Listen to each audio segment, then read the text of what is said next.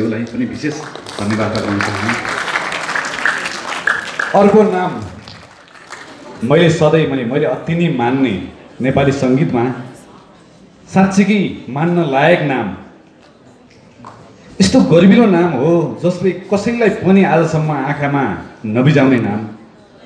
मलाई थाहा थिएन आदरणीय राजु सर यो यति ठुलो स्कुलको म्युजिक टिचर सुरुदेखि नै हुनुहुन्छ भन्ने कुरा र नेपाली सङ्गीतमा दशकौँ दशकदेखि अमूल्य योगदान दिँदै आज नेपाली सङ्गीत क्षेत्रमा उहाँको मूल्य कुनै शब्दले व्यक्त गर्न सकिँदैन। आदरणीय राजु सिंह सर, मेरो राजु दाई, हार्दिक नमन गरेँ। नेपाली सङ्गीत र नेपाली कलाकारहरूले उहाँबाट ठुलो संस्कार सिक्न आवश्यक छ।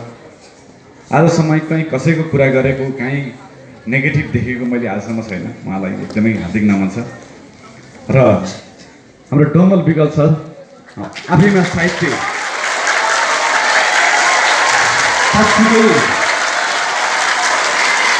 गजलकार, साहित्यकार र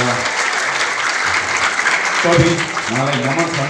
उहाँ नेपाली कला सङ्गीतको उज्जवल ध्रुव हुनुहुन्छ र सम्पूर्ण मञ्चमा आएका सबैजना गजलकार पारखीहरू, सङ्गीतकारजीहरू, सबैजनालाई अनि प्रिय भाइ बहिनीहरू जो डिएभी स्कुलमा अध्ययन गर्नुहुन्छ उहाँलाई एकमुष्ट नमन गर्न चाहे। आफ्नै लागि एक ताली,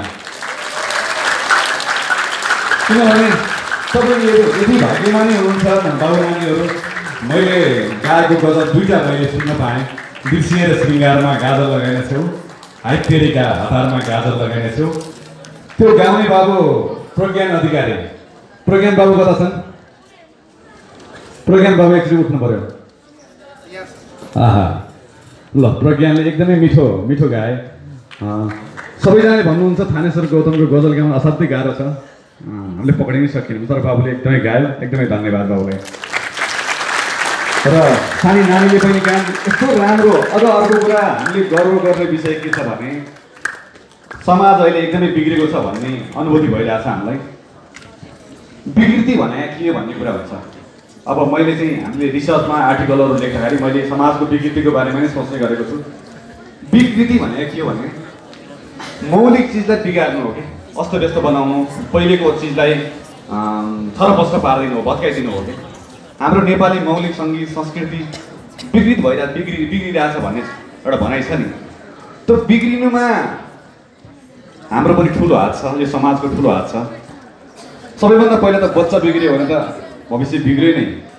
आज डिएभी जस्तो स्कुलले जो यहाँ संस्कृत पढाइ हुन्छ, नेपाली पढाइ हुन्छ, हिन्दी पढाइ हुन्छ, अङ्ग्रेजी पढाइ हुन्छ, फ्रेन्च पढाइ हुन्छ, संसारका विभिन्न भाषाहरू पढाइ हुन्छ, यस्तो ठाउँमा संस्कृत र सङ्गीतलाई जुन गजललाई जुन स्थान दियो, यो मैले अहिलेसम्म नेपालमा यस्तो एम्बियन्समा पछाडि त्यो राखेको त्यो जुन दृश्य सहित यस्तो गजल गायन प्रतियोगिता मैले देखेको थिइनँ। डिएभीलाई एकचोटि फेरि ताली।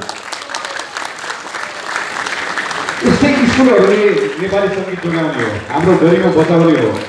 डिएभी स्कुल जस्ता हाम्रा देशमा भएका हजारौँ स्कुलहरूले आफ्नो योगदान दिनुभयो भने त देश कहाँ पुग्थ्यो होला साङ्गीतिक रूपमा।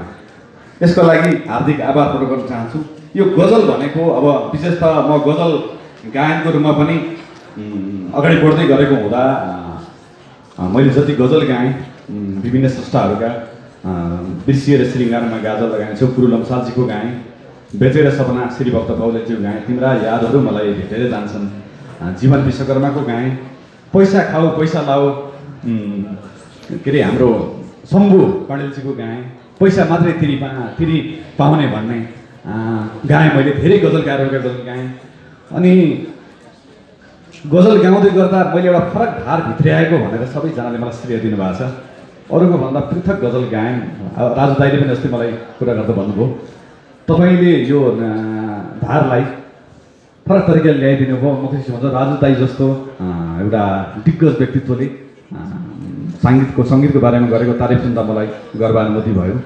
तर गजल हाम्रो नेपालबाटै सञ्चालित विधा होइन, जो आयातित विधा भनिन्छ, जसले फारसी, अरबियन हुँदै भनौँ न हिन्दी हुँदै हामी नेपालमा आएको हो। हामीले इन्डियन, पाकिस्तान गजल गायकहरूले गाएको सुनेका छौँ, पाएका छौँ र नेपालमा पनि यो वाचनको रूपमा